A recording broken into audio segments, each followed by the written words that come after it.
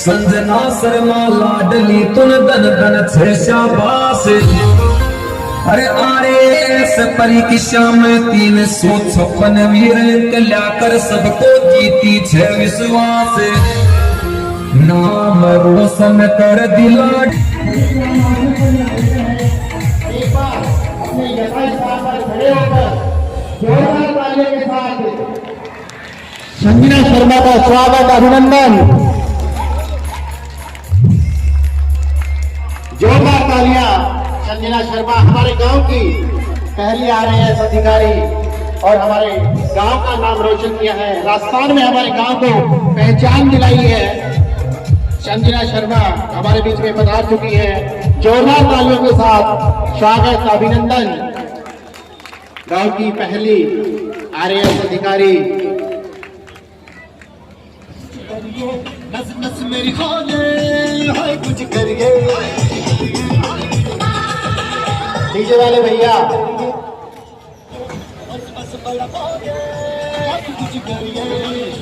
हमारे बीच में हमारे आज के मुख्य आकर्षण। आई हुई राहों पे तो सब ही चलते हैं, बात तो उनकी होती है जो कुछ। तस्वीर में सरपंच जी की मम्मी यहाँ किरण जी आए और इनका कि आपका भी इसी तरह स्वागत हो, अभिनंदन हो। जोरदार तालियां इनके लिए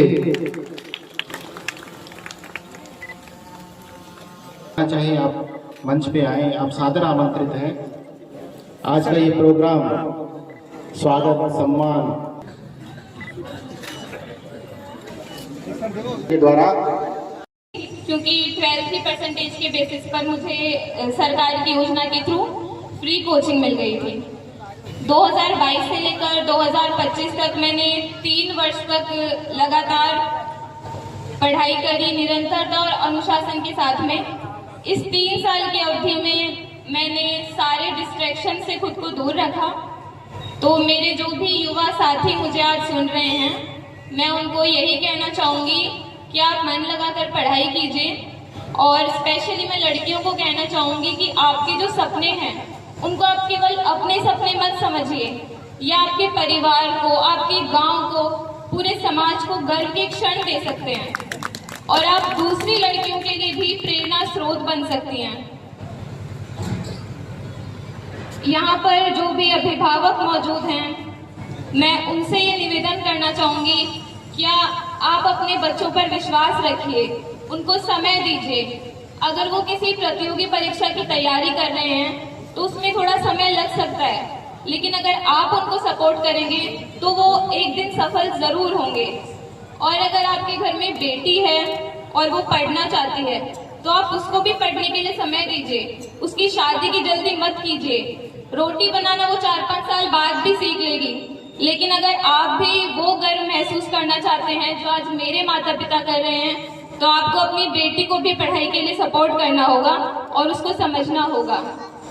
अपने बच्चों की तुलना आप दूसरे बच्चों से मत कीजिए। सबकी रुचियां, सबकी क्षमताएं अलग अलग होती हैं, आप उनको पहचानिए और वो जिस भी फील्ड में अपना करियर बनाना चाहते हैं आप उनको सपोर्ट कीजिए। आपका विश्वास ही है जो उनको सफल बनाता है। अगर आप भी उन पर विश्वास नहीं रखेंगे तो उनके लिए मंजिल तक पहुंचना बहुत मुश्किल हो जाएगा। अंत में मैं एक बार पुनः इस कार्यक्रम के आयोजन के लिए आप सभी को धन्यवाद देना चाहती हूँ। मुझे जब भी कोई पूछता है कि आप कहाँ से हो, तो मैं बहुत गर्व के साथ भाबरू गांव का नाम लेती हूँ, क्योंकि हम इतिहास के पन्नों में भी इस गांव का नाम पढ़ते हैं। और मैं कोशिश करूंगी कि मैं जिस भी सेवा में जाऊं वहां जाकर भी मैं पूर्ण निष्ठा और ईमानदारी के साथ में काम करूं और अपने गांव के नाम को और भी ऊंचा लेके जाऊं। और ये अभी सिर्फ शुरुआत है। अभी एक RAS इस गांव से निकला है, अभी और भी RAS और IAS अधिकारी निकलेंगे और इस गांव के नाम को और भी आगे तक लेके जाएंगे। मैं ये नहीं कह रही कि सभी RAS की तैयारी करें, लेकिन अगर आप सरकारी नौकरी में जाना चाहते हैं तो आपको RAS की तैयारी जरूर करनी चाहिए, क्योंकि इससे केवल आपका ज्ञान ही नहीं बढ़ता है बल्कि आपकी पूरी पर्सनैलिटी डेवलपमेंट होता है। आरएएस का सिलेबस ऐसा है कि एक बार अगर आप इसको अच्छे से पढ़ लेते हैं तो राजस्थान के दूसरे एग्जाम तो आप बहुत आसानी से निकाल लेते हैं। मैंने आरएएस की तैयारी के बाद ही एक दूसरा एग्जाम दिया, उसकी मैंने तैयारी बिल्कुल नहीं की थी, लेकिन बहुत आसानी से मेरा वो एग्जाम निकल गया और अब आरएएस में भी सिलेक्शन हो गया। तो ये 2-3 साल की मेहनत होती है जो आप पूर्ण निष्ठा के साथ में, पूर्ण अनुशासन और निरंतरता के साथ में करते हैं, जो आपको सफल बना सकती है। मुझे तो प्रेरणा मेरे परिवार से मिली है, मेरे पिता, माता और मेरे भाई, इनसे मैंने मेहनत, ईमानदारी सीखी है। इन्होंने मुझे थ्रू आउट सपोर्ट किया है, कभी मुझे किसी चीज की कमी नहीं होने दी। मैंने बोला कि मुझे जयपुर जाना है, वहाँ पढ़ना है, तो मुझे भेजा। वहाँ पर मुझे अकेले रहने में परेशानी हुई तो मेरे माता पिता भी मेरे साथ वहाँ रहने लगे। तो ये जो सम्मान मुझे मिल रहा है इसके वास्तविक हकदार ये लोग हैं, क्योंकि इनके कारण ही मैं आज यहाँ तक पहुँच पाई हूँ। मेरे परिवार के जो बड़े हैं, मेरे दादाजी, मेरे ताऊ जी, इस गांव के सभी वरिष्ठ जन, आप लोगों का विश्वास और आशीर्वाद ही है जो आज मुझे यहाँ तक लेके आया है। तो मैं आप सभी को एक बार पुनः धन्यवाद देना चाहती हूँ और इतना ही कहकर मैं अपनी वाणी को विराम देना चाहती हूँ। भाबरू का नाम रोशन करने वाली प्रशासनिक अधिकारी संजना बेटी का तो मान बढ़ाया ही, साथ में उसके स्वागत अभिनंदन कार्यक्रम से यहाँ बैठे हुए जितने भी बच्चे हैं, युवक हैं, युवतियां हैं, उनको भी प्रेरित किया कि अथक परिश्रम से जिस प्रकार संजना ने मेहनत पूर्वक अपना स्थान बनाया एक मध्यम वर्गीय परिवार से, और जो लोग कहते हैं कि शहरों में जाके बड़ी कोचिंग करने से या बड़े इंस्टीट्यूशंस में पढ़ने से ही प्रशासनिक सेवाओं में स्थान बन सकता है, तो एक राजकीय माध्यमिक विद्यालय से जिस बालिका ने स्कूली शिक्षा प्राप्त की